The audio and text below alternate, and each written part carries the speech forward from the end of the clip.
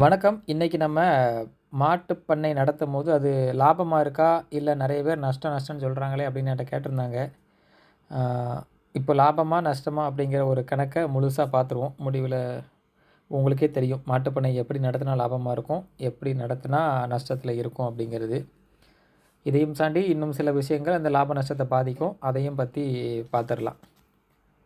சரி, இப்போ நம்ம உதாரணத்துக்கு எந்த மாரி மாடு வச்சிருந்தா லாபம்னு பார்க்கணும். அதுக்காக எங்கிட்ட இருக்கிற இருக்கறதுலே சின்ன மாடையும் எடுத்துக்கிடுவோம். ஒரு மாடு இருக்கு. அதுக்கப்புறம் பால் அதிகமா குடுக்குற மாடுகள்ல சராசரியா இருக்கிற மாடு ஒரு மாடையும் எடுத்துக்கிடுவோம். நம்மட்ட பால் அதிகமா குடுக்குற மாடு மாரியே எல்லா மாடும் வந்துராது. பால் குறைவா குடுக்குற மாடு மாரியும் எல்லா மாடும் வந்துராது. அதனால சராசரியா ஒரு மாடு, குறைவா உள்ளதுலயும் அதிகமா குடுக்குற மாடுல சராசரி ஒரு மாடு எடுக்க போறோம். இப்போ இருக்கிற இந்த மாடு பார்த்தீங்கன்னா, சின்ன மாடு. இந்த மாட்டுக்கு நாங்க வாங்குன விலை 44,000, வண்டி வாடகைலாம் சேர்த்து ஒரு 45,000ன்னு வச்சுக்கிடுவோம். இப்போ இந்த மாட்டுலேருந்து எங்களுக்கு என்ன வருமானம் வருது அப்படிங்கிறத நம்ம ஒரு வருஷத்துக்கு சராசரியா பார்த்தா தான் நம்ம சொல்ல முடியும். இந்த மாதம் எனக்கு பால் கறந்துச்சு, வந்துச்சு அப்படின்லாம் சொல்ல முடியாது. மாட்டோட முதல் நம்ம ஒரு பக்கம் போடுறோம். அது வந்து நம்மட்ட மாடாவே இருக்குது. 2வது ஈத்துல வாங்குறோம், இல்ல தலை ஈத்துல வாங்குறோம். 2வது ஈத்து போகும்போது அது விலை இன்னும் கூடும். 3வது ஈத்து போகும்போது நம்ம மாடு வச்சிருக்கிறத பொறுத்து கூடலாம், குறையலாம். அதே மாரி தான் அடுத்தடுத்த ஈத்துகள்ல. ஏன்னா நம்ம மாடை எப்படி வளர்க்குறோம் அப்படிங்கிறத பொறுத்து அந்த மாட்டோட மதிப்பு கூடும், குறையும். அதனால் நம்ம வந்து மாட்டுக்கு என்ன முதல் போடுறோம் அப்படிங்கிறத வந்து நம்ம லாப நஷ்ட கணக்கில் எடுக்க முடியாது. ஏன்னா அது நம்மகிட்ட எப்போவுமே இருக்கிற ஒரு ஒரு உயிர். அதை நம்ம விட்டுட்டு அதுக்கு நம்ம என்ன செலவு பண்ணுறோம், அது மூலமாக என்ன எடுக்கும் அப்படிங்கிறதான் பார்க்கணும். இப்போ ஆட்டுக்குட்டி அப்படின்னா ஒரு கிடாய் வாங்குகிறோம் அப்படின்னா அதை நம்ம வளர்த்து தீவனம் கொடுத்து அந்த குட்டியை கொடுத்துருவோம். அப்போ நம்ம வாங்குறதுக்கு போட்ட முதலும் சரி, கொடுக்கும்போது நம்ம செலவழிச்சதை சேர்த்து நம்ம லாபத்தை கணக்கு பண்ணிக்கலாம். இதில் அப்படி முடியாது. மாட்டோட முதல் வந்து நமக்கு நிரந்தரமாக நம்மகிட்ட இருக்கிற ஒரு பொருள்.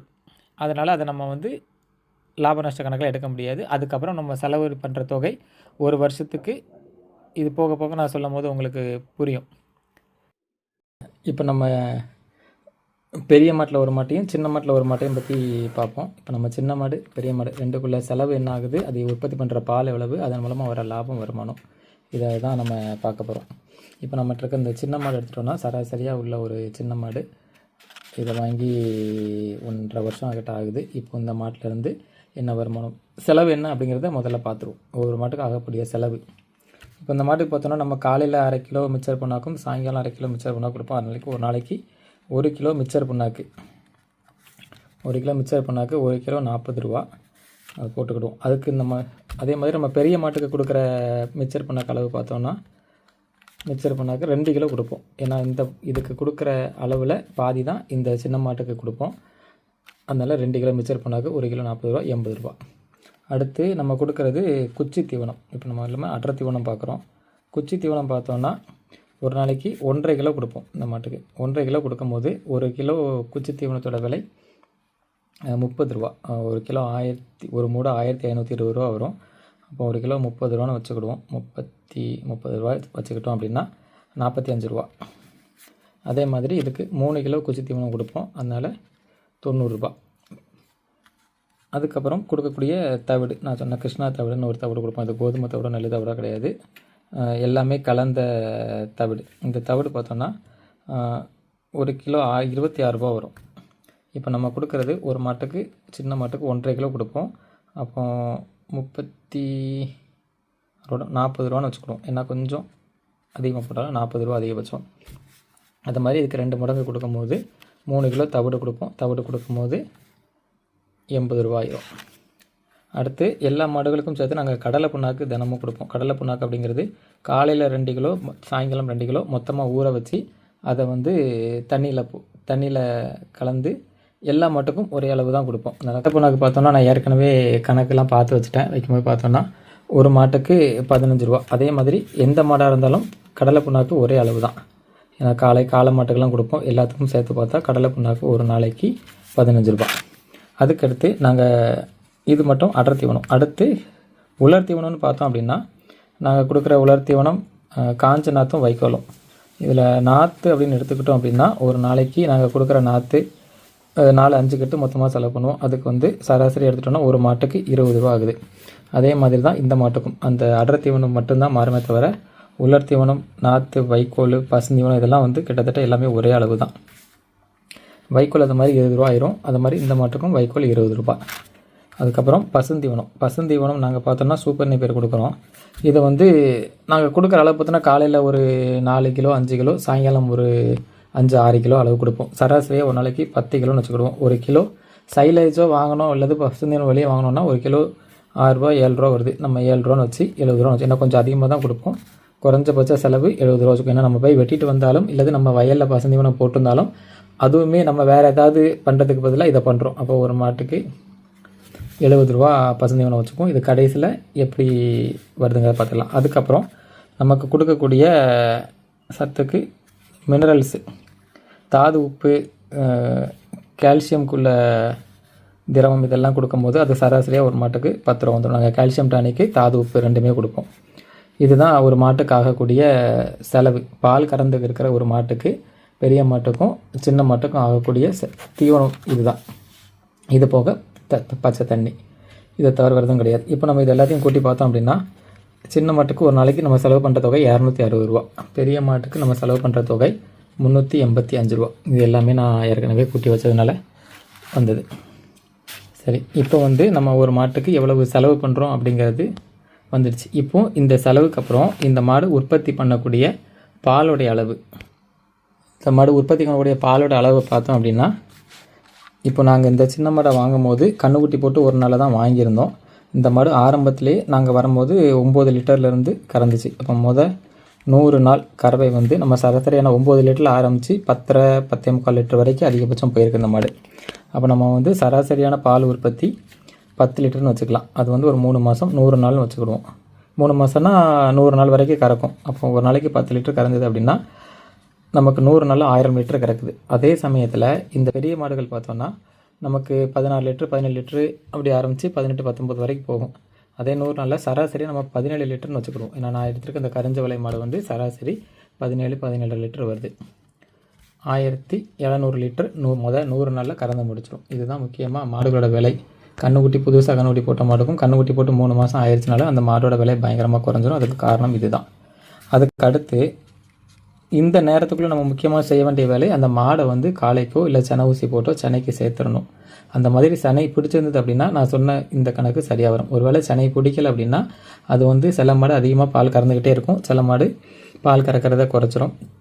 முக்கியமான விஷயம், ஒவ்வொரு மாடுமே வந்து செனை பருவத்துக்கு வரும்போது பால் குறையும். அப்போ நமக்கு செனை பிடிக்கலனாலும் அந்த மாடு வந்து அடுத்தடுத்த பருவத்துக்கு வரும்போதே பால் குறைஞ்சிட்டு போயிடும். சரி, இப்போ அது ஒரு விஷயம். இப்போ நம்ம இந்த கணக்குக்கு வருவோம். 60 நாளில் நமக்கு வந்து 10 லிட்டர் கறந்துட்டு இருக்க மாதிரி சராசரியாக 9 லிட்டர் ஆயிரும். ஏன்னா 9.5 லிட்டரு வரும். 9.5 லிட்டரு வந்து திரும்ப என்ன ஆகும், 9லேருந்து 60 நாள் முடிவில் ஒரு 8.5 லிட்டர் இருக்கும். நம்ம சராசரியாக 9 லிட்டர்னு வச்சுக்கிட்டோம் அப்படின்னா 540. அதே மாதிரி பெரிய மாட்டுக்கு 60 நாள் சராசரி அடுத்த 60 நாள் பார்த்தோம் அப்படின்னா 15 லிட்டர் அப்படின்னா இது ஒரு 900 லிட்டர் கறக்கும். இது ஒரு 540 லிட்டரு அடுத்த 60 நாளில் கறக்கும்.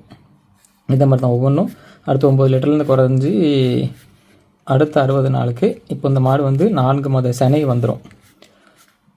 8 லிட்டரு கறக்கும். 10 லிட்டரு கறந்துக்கிட்டு இருந்த மாடு சராசரியாக ஒரு நாளைக்கு கறக்கக்கூடிய அளவு 8 லிட்டர் ஆயிரும். அப்போ நம்ம 60 நாளுக்கு 480 லிட்டர் கறக்கும். நம்ம அதே மாதிரி பெரிய மாடு எடுத்துக்கிட்டோம் அப்படின்னா அதே மாதிரி 4 மாதம் சனையாக இருக்கிற பெரிய மாடு 60 நாள் கணக்கு வச்சுக்கிட்டோம் அப்படின்னா ஒரு 13 லிட்டருக்காவது வந்துடும். ஏன்னா இது வந்து நம்ம அந்த அடர் தீவனத்தை குறைக்கவே இல்லை. நான் உங்களுக்கு ஏற்கனவே மேலே சொன்ன அந்த அடர் தீவனம் அப்படியே கொடுத்துக்கிட்டே இருக்கும். அதில் எதுவுமே குறைக்கலை அப்படின்னாலும் இந்த பால் வந்து அவ்வளவு சுலபமாக குறையாது. ஒன்று இதோட அதிகமாக இருக்கலாம், இல்லை இதே அளவு இருக்கலாம். இதை விட ரொம்பலாம் குறைஞ்சலாம் போயிடாது. ஒரு 1/2 லிட்டர் முன்னாடி இருக்கலாம். அடுத்து பார்த்தோன்னா அடுத்த 60 நாள் மாடு 6 மாத செனை ஆகிரும். இந்த பருவத்தில் பார்த்தோன்னா இந்த மாடெல்லாம் 6 லிட்டர் 5.5 லிட்டருக்குலாம் வந்துடும். நம்ம சராசரியாக ஏன்னா 8 லிட்டர்லேருந்து சராசரியாக பார்த்தோன்னா 6 லிட்டர் வச்சுக்கலாம். ஏன்னா 60 நாளுக்கும் நம்ம கறந்த பாலை சராசரி எடுக்கிறோம். ஏன்னா நாங்கள் ஒரு வாரத்துக்கு ஒரு தடவை பாலை வந்து நாங்கள் அளவு எடுப்போம். அதை வச்சு பார்க்கும்போது இதோட சராசரி இவ்வளவு அப்படிங்கிறது எங்களுக்கு தெரியும். அதே மாதிரி அடுத்த 60 நாள் இந்த மாடு பார்த்தோன்னா 10 லிட்டர் வந்துடும். இந்த மாடு 10 லிட்டர் எப்படி இருக்குது அப்படின்னா நம்ம சனையானாலும் நம்ம கொடுக்குற அடர் தீவனம் நல்லாவே கொடுத்துட்ருக்கோம் அப்படின்னா இந்த 10 லிட்டர் நமக்கு ஓரளவு கிடச்சிக்கிட்டே இருக்கும். அப்போ பார்த்தோன்னா நமக்கு 60 நாளில் 600 லிட்டர் பால் உற்பத்தி ஆகுது. அடுத்து 40 நாள், ஏன்னா அடுத்து வந்து நம்ம வந்து ஏற்கனவே மாடு 6 மாதம் சனை ஆகிடுச்சி. 6 மாதம் சனை அப்படிங்கிறதுல ஒரு மாட்டோட சனை பருவ காலம் 280 நாள். 280 நாள் ஒரு மாட்டோட சனை பருவ காலம். 280 நாளில் 180 நாள் முடிஞ்சிருச்சு. மிச்சம் ஒரு 100 நாள் தான் இருக்குது. அதில் 40 நாள் நம்ம தீவனத்தை குறைக்க ஆரம்பிச்சிருந்தோம். மிச்சம் 40 நாள் இருக்குது. 40 நாளுக்கு நம்ம பாலோட உற்பத்தி பார்த்தோன்னா 5.5 லிட்டர்லேருந்து 6 லிட்டர்லேருந்து 6 லிட்டர் ஆகும். 6 லிட்டர் ஆகி 5.5 லிட்டர் ஆகி 2 லிட்டர் வரைக்கும் ஒரு வேலைக்கு 3 லிட்டர் கறக்கிற அளவுக்கு வந்துடும். நம்ம சராசரியாக 4 லிட்டர்னு வச்சுக்கிட்டோம் அப்படின்னா 160 லிட்டர் 40 நாளுக்கு. அதே மாதிரி பெரிய மாடுன்னு எடுத்துக்கிட்டோம் அப்படின்னா அதுவும் கடைசி 40 நாளில், ஏன்னா இதுக்கப்புறம் 60 நாள் நம்ம மாடை வந்து பால் உற்பத்தியை நிப்பாட்டிடுவோம். 40 நாள் கடைசியாக கறக்கிறது சராசரியாக பார்த்தா 8 லிட்டர். ஏன்னா 9 லிட்டர்லேருந்து அப்படி கொஞ்சம் கொஞ்சமாக குறைஞ்சிட்டு வந்து ஒரு 4 லிட்டருக்கு வந்துடும். சராசரியாக 40 நாளுக்கு 8 லிட்டர் எடுத்துருவோம். நம்ம அதுக்கேற்ற மாதிரி தீவனத்தையும் குறைச்சிருவோம் இந்த கடைசி 40 நாள். அப்போது 320 லிட்டர் உற்பத்தி பண்ணுது. மொத்தம் இப்போ சின்ன மாடு மொத்த பால் உற்பத்தி ஒரு தடவை குட்டி போட்டு சரியான முறையில் சனையாகி அடுத்த தடவையும் குட்டிக்கு பருவத்துக்கு வருது அப்படின்னா அதோட மொத்த பால் உற்பத்தி 2570 லிட்டர். அதே மாதிரி இந்த பெரிய மாட்டோட பால் உற்பத்தி 4300 லிட்டர். இதில் வந்து எந்த பிரச்சனையும் மடி வீக்கமோ அல்லது கழிச்சல் காய்ச்சல் இந்த மாதிரிலாம் பிரச்சனைகள் வராமல், இல்லை சின்ன சின்ன உடனே சரி பண்ணக்கூடிய பிரச்சனைகளாக வந்ததுன்னா இது என்னோட மாட்டிலேருந்து எடுத்த அளவு. சின்ன மாட்டிலேருந்து ஒன்று எடுத்திருக்கோம், இடைப்பட்ட பெரிய மாட்டிலேருந்து ஒரு மாடு சராசரியாக எடுத்திருக்கோம். இப்போ தான் நம்ம அடுத்து ஒரு முக்கியமான கட்டத்துக்கு வந்திருக்கோம். இப்போ பால் வந்து 2570 லிட்டர் உற்பத்தி பண்ணியிருக்கோம், இல்லை 4300 லிட்டர் உற்பத்தி பண்ணியிருக்கோம். இப்போ நம்ம பாலை எப்படி விற்பனை பண்ணுறோம் அப்படிங்கிறத வச்சு தான் நம்ம பண்ணையோட லாப நஷ்ட கணக்குங்கிறது மிக முக்கியமான ஒரு விஷயம். இப்போ நாங்கள் பார்த்தோம்னா நாங்கள் சொசைட்டிக்கும் கொடுத்துட்ருக்கோம், ஆவின் சொசைட்டிக்கும் கொடுத்துட்ருக்கோம், தனியாருக்கு வெளியும் கொடுத்துட்ருக்கோம், 50 ரூபாய்க்கு வீடுகளுக்கும் கொடுத்துக்கிட்டு இருக்கோம். கிராமம் அப்படிங்கிறதுனால அங்கே 50 ரூபாய்க்கு தான் கொடுக்க முடியும். அதே நேரத்தில் எங்கள் வீட்டு நகரத்தில் இருக்கிறதுனால எங்கள் வீட்டு பக்கம்லாம் 60 ரூபா. ஆனால் அங்கேருந்து எல்லா நாளும் பாலை எடுத்து வந்து இங்கே கொடுக்குறதுங்கிறது சாத்தியமில்லாத ஒரு விஷயம். அதனால் அதை விட்டுருவோம். நாங்கள் பண்ணுறது என்னவோ அதை மட்டும் இப்போ கணக்கில் எடுத்துக்கிடுவோம். இப்போ பார்த்தோம் அப்படின்னா இப்போ நம்ம வந்து உற்பத்தி பண்ண இந்த 2570 லிட்டர் பாலை நம்ம வந்து எங்களுக்கு சொசைட்டிக்கு வந்து 36 ரூபா 37 ரூபாய்க்கு போகும். அதாவது 33 ரூபா போடுவாங்க. அது போக இன்சென்டிவ்னு ஒன்று அந்த 3 ரூபா இடையில கூட்டினதுனால 37 ரூபா போகும். ஏன்னா அந்த சின்ன மாட்டு பால் ஓரளவு எப்போவுமே பால் குறைவாக இருக்கிற பால் கொஞ்சம் திக்கிறனால இதுக்கு 37 ரூபா போட்டிருக்கோம். போட்டோம்னா இந்த 2570 லிட்டருக்கு 95,090 ரூபாய்க்கு நம்ம வந்து ஒரு மாடு குட்டி போட்டலேருந்து பால் விற்றுருப்போம். அதே மாதிரி இங்கே உள்ள பெரிய மாடுன்னு எடுத்துக்கிட்டோம் அப்படின்னா நம்ம வந்து 4300 லிட்டர் பால் எடுத்திருப்போம். ஆனால் இந்த பெரிய மாட்டோட பால் வந்து இந்த மாட்டோட சின்ன மாட்டு பாலை விட இப்போ மிக தண்ணியாக தான் இருக்கும். அதனால் அதுக்கு 1 ரூபா குறைச்சி 36 ரூபா போட்டுக்கிடும். 33 ரூபாய்க்கு கொடுத்து 3 ரூபா கொடுத்து 36 ரூபாய்க்கு கொடுத்தோம் அப்படின்னா 1,54,800 ரூபா. இது வந்து 36 ரூபாய்க்கு நம்ம பால் விற்பனை பண்ணுறோம் அப்படின்னா இதை ஒரு பக்கம் வச்சுக்கிடுவோம். இதை நான் வந்து சராசரியாக எடுத்திருக்கோம்.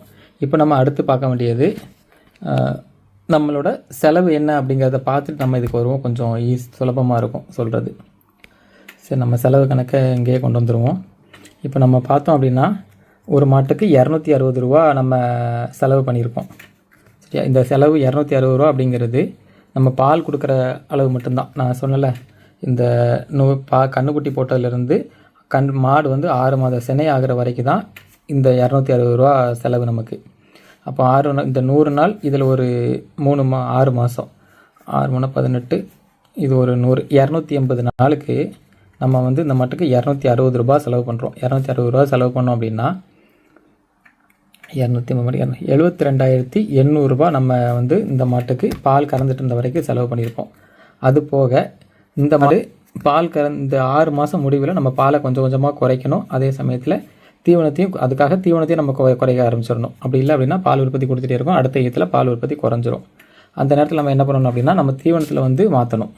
இந்த தீவனத்தில் பார்த்தோன்னா அந்த 6 மாதம் முடிவில் நம்ம ஒரே நாள்லேருந்தே மாற்றிடலாம்.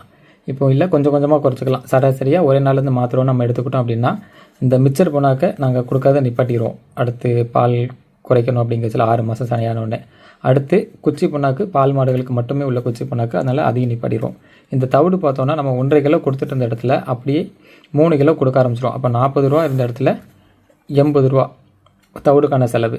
அதுக்கப்புறம் கடலை புண்ணாக்கு கண்டிப்பாக அதே தான், நாற்று அதே தான், வைக்கோலும் அதே தான், பசுந்தீவனமும் எந்த மாற்றமும் கிடையாது, மினரல் இதுலேயும் எந்த மாற்றமும் கிடையாது. ஆக மொத்தத்தில் நமக்கு இதுக்கான ஒரு மாடு வந்து 6 மாதம் முடிஞ்ச நிலவில் அதுக்கான செலவு 210 ரூபா ஒரு நாளைக்கு. அதே மாதிரி இந்த பெரிய மாடுகளுக்கு எடுத்தாலும் அதே மாதிரி குச்சி புண்ணாக்கு கிடையாது, நமக்கு மிச்சர் புண்ணாக்கு கிடையாது, குச்சி புண்ணாக்கும் கிடையாது. அடுத்து தவிடு. இப்போ நமக்கு இதில் வந்து 3 கிலோ ஒரு விலை கொடுத்துட்டு இருந்தோம்னா இந்த மாட்டுக்கு 2 மடக்காய்க்கு 1.5 கிலோ 3 கிலோ ஆக்கணும். ஆனால் இதுக்கு அப்படி கிடையாது. ஒரு மாடுக்கு தேவையான அளவு 4 கிலோ தாராளமாக போதும். அப்போ 3 கிலோ தவிட வந்து பதிலாக நம்ம 4 கிலோ கொடுக்குறோம். அப்போ நமக்கு என்ன ஆகுது அப்படின்னா 80 ரூபா கொடுத்த இடத்துல சராசரியாக ஒரு 100 ரூபா வருது. அதுக்கப்புறமா கடலை புண்ணாக்கு 15 ரூபா, நாற்று 20 ரூபா, வைக்கோல் 20 ரூபா, பசுந்தீவனம் அதே 70 ரூபா போட்டுக்கிறோம், மினரல்ஸ் ஒரு 10 ரூபா போட்டுக்கிறோம். ஆக மொத்தத்தில் 230 ரூபா செலவு வருது. இதில் நமக்கு இதில் 5 ரூபா முன்னப்பலம் வந்து 230 ரூபா நமக்கு வந்து பெரிய மாட்டுக்கு அந்த 6 மாதம் சனைக்காலம் ஆன உடனே கொடுக்கக்கூடிய தீவனம். இது எதுக்காக இப்போ இடையில நான் சொன்னேன் அப்படின்னா, இப்போ நம்ம கணக்கு பார்க்கும்போது இந்த தீவனத்தை நம்ம குறைச்சி கொடுத்தோம் அப்படின்னா தான் அடுத்து வந்து நம்ம 40 நாளுக்கு பால் உற்பத்தி பண்ணுறோம். ஆனாலும் நம்ம தீவனத்தை குறைச்சோம் அப்படின்னா தான் நமக்கு வந்து பாலும் கொஞ்சம் கொஞ்சமாக குறைஞ்சிட்டு வந்து பால் குறைஞ்சி முழுசாக பாலை நிப்பாட்டினதுக்கப்புறம் நம்ம மறுபடியும் தீவனத்தை தேவையான அளவு கூட்டிக்கலாம். அது சராசரியாக இந்த அளவு தான் வரும், அதுக்கு மேலே வராது. நம்ம பழைய மாதிரி மிச்சர் பண்ணாக்கும் குச்சி பண்ணாக்கும் கொடுத்துட்டே இருந்தோம்னா பால் அதிகமாக கறக்குமே தவிர அடுத்த மாடு மெலிவிலேருந்து மாறி வராது. அடுத்த ஈத்துக்கு மீண்டும் குட்டி போடும் போது பால் உற்பத்தி ரொம்ப குறைஞ்சிரும். அதனால தான் இப்போ நம்ம வந்து இதை பார்த்துருவோம். அடுத்து நம்ம செலவு கணக்குக்கு வந்துடுவோம். 260 ரூபா பால் கறக்கும்போது நம்ம 6 மாதம் வரைக்கும் செலவு பண்ணுறோம். 100 நாள் அதுக்கப்புறம் ஒரு 3 மாதம் சேர்த்தா 280 நாள் 72,800 ரூபா செலவு பண்ணியிருப்போம். அதுக்கப்புறம் பால் கறந்த ஒரு 40 நாளுக்கும் பால் கறக்காம விட்ட ஒரு 60 நாளுக்கும் சேர்த்து மறுபடியும் ஒரு 100 நாள் ஆயிடுது. இல்லை அதில் ஒரு 90 நாள் வச்சுக்குவோம். ஏன்னா நமக்கு வந்து 365 நாள் கணக்கு அப்படிங்கிறச்சில் 370 நாள் வச்சுக்கிட்டோம் அப்படின்னா இது 280 போச்சுன்னா ஒரு 90 நாள். அப்போ 90 நாளுக்கு ஒரு 210 ரூபா போட்டோம் அப்படின்னா 18,900 ரூபா நமக்கு செலவு வரும். இப்போது இந்த 72,800 இது ரெண்டையும் கூட்டி வச்சுக்கிட்டோம் அப்படின்னா நம்மளோட மொத்த செலவு 91,700. இது ஒரு வருஷத்துக்கு நம்ம வந்து செலவு பண்ணக்கூடிய தொகை. இதுதான் வந்து சின்ன மாட்டுக்கு. இதில் வந்து நம்ம ஒரு தடவை மாடு சனையாக்கி குட்டி போட்டு மறுபடியும் சனையாக்கி குட்டி போடுற நாளுக்கு முந்தின நாள் வரைக்கும் நம்ம வச்சுக்கிறோம் அந்த கணக்கை. அதே மாதிரி இந்த பெரிய மாடு எடுத்தோம்னா 280 நாள் 385 ரூபா போட்டோம் அப்படின்னா 1,07,800 ரூபா வருது. அதுக்கப்புறம் நம்ம இருக்கக்கூடிய அந்த 40 நாள் மிச்சம் உள்ள ஒரு சனை பருவத்தில் இருக்கிற ஒரு 50 நாள் எடுத்துக்கிட்டோம்னா ஒரு 90 நாள். அந்த 90 நாளுக்கு நம்ம கொடுக்கக்கூடிய செலவு நமக்கு ஆகக்கூடிய செலவு வந்து 230 ரூபா 20,700 ரூபா வருது. ரெண்டையும் சேர்த்து கூட்டி வச்சுட்டோம்னா 1,28,500 ரூபா நமக்கு வந்து மொத்தம் ஒரு வருஷத்துக்கு ஒரு தடவை குட்டி போட்டு அடுத்து குட்டி போடுறதுக்கு முந்தின நாள் வரைக்கும் ஆகக்கூடிய செலவு 1,28,500 ரூபா 1,28,500. இந்த மாட்டுக்கு 91,500 91,700. இப்போது மறுபடியும் நம்ம போக வேண்டிய இடம் நம்ம வந்து உற்பத்தி பண்ண பாலை நம்ம சொசைட்டியில் கொடுத்தா நமக்கு என்ன வந்துச்சு 95,900 ரூபாய்க்கு நம்ம பாலை விற்றுருப்போம். அதே மாதிரி பெரிய மாட்டிலேருந்து உற்பத்தியான பாலை 1,54,800 ரூபாய்க்கு விற்றுருப்போம். அப்போ நமக்கு செலவு பண்ண தொகை பெரிய மாட்டுக்கு 1,28,500, சின்ன மாட்டுக்கு 91,700. 91,700லேருந்து நம்ம இந்த தொகையை கழிச்சோம், அதாவது செலவு பண்ண தொகை பால் உற்பத்தி பண்ணது செலவு பண்ணது கழிச்சோம் அப்படின்னா நமக்கு மிச்சம் இருக்கிறது 3,390 ரூபா. இது வந்து 12 மாதத்துக்கு ஒரு வருஷத்துக்கு. அதே மாதிரி பெரிய மாட்டுக்கு பார்த்தோம் அப்படின்னா சரி இதை முடிச்சிருவோம் 3,390 ரூபா. நமக்கு அப்போ ஒரு மாதத்துக்கு கிடைக்கக்கூடிய தொகை பார்த்தோம்னா 300 ரூபா அந்தளவு தான் கிடைக்கும். 300 ரூபா கூட கிடையாது ஒரு மாதத்துக்கு. இந்த மாட்டிலேருந்து நமக்கு 280 கிட்ட தான் வரும் 12 மாதத்துக்கு கணக்கு பண்ணும்போது. இது வந்து ஒரு மாட்டில் இருந்து நம்ம கணக்கு பண்ணது. சரி, இதில் இன்னும் சில விஷயங்கள் இருக்குது. அது எப்படி 280 தான் லாபமா அப்படின்னா இன்னும் சில விஷயங்கள் இருக்குது. ஏன்னா பசுந்தீவனம் நம்ம வந்து கொடுத்துக்கிட்டு இருக்கோம். ஒரு நாளைக்கு 70 ரூபாய்க்கு நம்ம பசுந்தீவனம் கணக்கு பண்ணியிருக்கோம். இப்போ நம்ம வந்து வெளியே போய் புல் வெட்டிட்டு வரோம் அப்படின்னா 70 ரூபான்னு கணக்கு பண்ணும்போது கிட்டத்தட்ட 25,000 ரூபா பக்கத்தில் நம்ம வந்து ஒரு வருஷத்துக்கு செலவு பண்ணிடுவோம் இந்த பசுந்தீவனத்துக்கு ஒரு நாளைக்கு 70 ரூபா சேர்க்கும்போது. அப்போ நமக்கு வந்து அந்த பசுந்தீவனம் நம்ம உற்பத்தி பண்ணுறத செலவில் சேர்க்கல அப்படின்னா இந்த 25,000 கிட்ட இதையும் அதில் சேர்த்துட்டோம் அப்படின்னா இதுதான் வந்து நமக்கு வந்து ஒரு மாட்டிலேருந்து பசுந்தீவனம் செலவு சேர்க்காம மற்ற அடர் தீவனம் செலவை மட்டும் சேர்த்து அடர் தீவனம் உலர் தீவனம் செலவை சேர்த்து நமக்கு சின்ன மாட்டிலேருந்து கிடைக்கக்கூடிய 280ங்கிறது அந்த 3,300 ஒரு 25,000 28,000 ரூபா மாதத்துக்கு கணக்கு பண்ணால் ஒரு 2,300 400 ரூபா கிட்ட வந்து நிற்கும். இது வந்து ஒரு மாட்டிலேருந்து. புல் தீவனம். இதே இது நம்ம பெரிய மாட்டுக்கு போயிட்டோம், நம்ம வந்து வீட்டில் நாங்கள் மாடு வச்சுருக்கோம், நாங்களே பால் கறக்கிறோம் அப்படின்னா இப்படி. இதில் வந்து இதே இது வீட்டில் பால் வச்சு நம்ம வந்து ஒரு 40 ரூபாய்க்கு இல்லை ஒரு 50 ரூபாய்க்கு வீடு விட என்னால் போய் விற்க முடியும் அப்படின்னா நம்ம பார்க்க வேண்டியது வந்து 1,28,500 ரூபாய் நமக்கு கிடைக்கும். ஏன்னா நமக்கு வந்து 2,570 50 ரூபாய்க்கு நம்ம பாலை விற்கிறோம். ஏன்னா பொதுவாக வீடு வீடாக நம்ம போய் பாலை கொடுக்கும்போது நம்மளால் புல் எதுவும் வெட்ட முடியாது. அதனால் தீவனம் வாங்கி போடுறோம் அப்படின்னா இந்த செலவு நம்ம 1,28,500 ரூபாயில் வந்து நம்ம செலவு பண்ண தொகையை கழிச்சிட்டோம் அப்படின்னா 91,700 ரூபா போயிடுச்சு அப்படின்னா 36,000 ரூபா நமக்கு இருக்கும். இது ஒரு நாளைக்கு 10 மாடு கறக்கிறதுல ஆரம்பித்து நமக்கு வந்து ஒரு வருஷத்துக்கு கிடைக்கக்கூடிய தொகை. அப்போ மாதம் பார்த்தா 3,000 ரூபா மாதம் கிடைக்கும். இந்த 10 லிட்டர் கறக்கக்கூடிய மாடு நம்ம வந்து 1 லிட்டர் பாலை 50 ரூபாய்க்கு விற்க முடியுது அப்படின்னா. அதே மாதிரி நம்ம இதிலே பெரிய மாட்டுக்கு போயிட்டோம் அப்படின்னா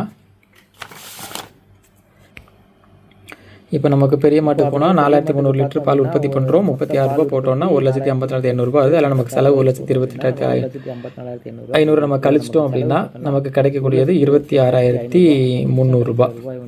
இதை நம்ம 12 மாதத்துக்கு போட்டால் மாதம் 2,100 ரூபா கிட்ட நமக்கு வந்து ஒரு மாதத்துக்கு இந்த பெரிய மாட்டிலேருந்து கிடைக்கும். இதே இது நம்மளால் வந்து நம்ம ஒரு டீ கிடைக்கோ அந்த மாதிரி ஊற்றுறோம் அப்படின்னா நமக்கு ஒரு 40 ரூபாய்க்கு பால் போகும். ஏன்னா நாங்கள் 40 ரூபாய்க்கும் பாலை கொடுக்கறதுனால இந்த கணக்கையும் சேர்க்குறேன். 40 ரூபாய்க்கு பால் போச்சு அப்படின்னா 1,72,000 ரூபாய்க்கு நம்மளால் பாலை வந்து விற்றுருப்போம் மொத்த பாலையும். அப்புறம் அதுலேருந்து செலவு அதே தான் 1,28,500 கழிச்சிட்டோம் அப்படின்னா நமக்கு வந்து 43,500 ரூபா நமக்கு ஒரு 12 மாதத்துக்கு நிற்கும். இதில் நம்ம வந்து சராசரி எடுத்தோம் 12 மாதத்துக்கு பார்த்தா 3,625 ரூபா. நம்ம வந்து பொதுவாக இந்த பெரிய மாடு வச்சு நடத்தும்போது ஆட்கள் போட்டு பார்க்குறோன்னு வைங்களேன். ஏன்னா நம்ம வந்து டீ கடையில் கொண்டு போய் கொடுக்குறோம். ஒருவேளை ஆட்கள் வச்சு நம்ம மாடு பார்த்தோம் அப்படின்னா நமக்கு வந்து 30,000 ரூபா சம்பளத்துக்கு 20 மாடு அவங்களால பார்க்க முடியும். அப்படின்னா வந்து நமக்கு வந்து ஒரு மாட்டுக்கு 1,500 ரூபா நம்ம வந்து ஒரு மாதத்துக்கு சம்பளமாக கொடுக்குறோம். அப்போ இதில் வந்து 30,000 ரூபா கொடுத்து 20 மாடு பார்த்தாங்கன்னா ஒரு மாட்டுக்கு சம்பளம் 1,500 ரூபா ஆகுது. அப்புறம் அந்த 3,225 ஒரு 1,500 ரூபா ஒரு ஆள் அந்த மாடை பார்த்துக்கிறதுக்கான சம்பளம் போயிடுச்சு அப்படின்னா நமக்கு மிச்சம் இருக்கிறது ஒரு 2,125 ரூபா இருக்கும். இந்த 2,125 இது வந்து நமக்கு 40 ரூபாய்க்கு பாலை கொடுத்துருக்கோம் அப்படின்னா பசுந்தீவனத்தையும் நம்ம சேர்க்கல. இந்த பசுந்தீவனத்தையும் நம்ம சேர்த்தோம் அப்படின்னா அது ஒரு மாதத்துக்கு 2,100 ரூபா நம்ம கிடைக்கும். ஆக மொத்தத்தில் ஒரு 4,225 ரூபா நமக்கு கிடைக்கும். 1 லிட்டர் பாலை 40 ரூபாய்க்கு விற்க முடிஞ்சதுன்னா அதிகபட்சம் நமக்கு ஒரு மாட்டிலேருந்து கிடைக்கக்கூடிய தொகை. இது நமக்கு அதே 1 லிட்டர் பாலை 50 ரூபாய்க்கு விற்க முடியுது அப்படின்னா 4,300 50 ரூபாய்க்கு விற்க முடியுது அப்படின்னா நமக்கு 2,15,000 நம்மளால் விற்க முடியும். அதிலிருந்து செலவு அதே தான் 1,28,500 ரூபா ஒரு மாட்டுக்கு நம்ம வருஷத்துக்கு செலவு பண்ணுறோம். அப்போ 86,500 ரூபா ஒரு வருஷத்துக்கு ஒரு மாட்டிலேருந்து கிடைக்கும். 50 ரூபாய்க்கு அந்த பாலை நம்ம விற்றோன்னா அதை 12 மாதம். அப்போ ஒரு மாதத்துக்கு நம்ம கிடைக்கக்கூடிய தொகை 7,208 ரூபா. இதில் நம்ம பசுந்தீவனம் நம்ம கடையில் வாங்கி போடுற மாதிரி கணக்கு பண்ணியிருக்கோம். இப்போ நம்ம உற்பத்தி பண்ணி கொடுக்குறோம், எனக்கு அந்த செலவு இப்போ நமக்கு தேவையில்லை அப்படின்னா அந்த 2,100 இதில் சேர்த்துக்கலாம் லாப கணக்கில். ஆக மொத்தத்தில் 9,300 ரூபா நமக்கு ஒரு மாதத்துக்கு கிடைக்கக்கூடிய தொகை இந்த 17-18 லிட்டர் பால் கறக்கிற மாடு. இதில் நம்ம ஆளை வச்சு பார்க்குறோம் அப்படின்னா ஆள் சம்பளம் ஒரு நாள் ஒரு 1,500 ரூபா போகுது அப்படின்னா எப்படி பார்த்தாலும் நமக்கு ஒரு 7,800 ரூபா ஒரு மாட்டிலேருந்து கிடைக்கும். இது வந்து 50 ரூபாய்க்கு விற்றோம் அப்படின்னா. ஆனால் நமக்கு வந்து சாத்தியமாகிறது ரொம்ப கஷ்டம். ஏன்னா இவ்வளவு பாலையும் கொண்டு போய் நம்ம ஒரு மாடு 2 மாடு வச்சுக்கிறவங்களுக்கு இந்த பிரச்சனை இல்லை, நம்ம கொண்டு போய் விற்றுட்டு வந்துடலாம். நம்ம மொத்தமாக 10 மாடுகள்லாம் வச்சுருக்கோம் அப்படின்னா அவ்வளோ பாலையும் கொண்டு போய் ஒவ்வொரு வீடாக கொடுத்தாலே அதுக்கு 20 மணி நேரம் ஆயிரும். அது சாத்தியம் இல்லை. அதிகபட்சமாக நமக்கு சாத்தியமாகக்கூடிய விஷயம் அந்த சொசைட்டிக்கு ஊற்றுறது தான். அந்த 36 ரூபாய்க்கு ஊற்றுறது தான் நமக்கு சாத்தியமாகும். இவ்வளோ விலையும் பார்த்து மாட்டையும் பார்த்து நம்ம வந்து 2,100 ரூபா சம்பாதிக்கலாம். இது போக அந்த பசுந்தீவனத்துக்குள்ள தொகை வேணால் நமக்கு அதிகபட்சமாக கிடைக்கும். முக்கியமான விஷயம் இதுதான் சரியாக எப்போவுமே நடக்குங்கிறது கிடையாது. இது வந்து நம்மகிட்ட இருக்கிற மாடுகளை வச்சு பார்த்த ஒரு அடிப்படையான ஒரு கணக்கு தான்.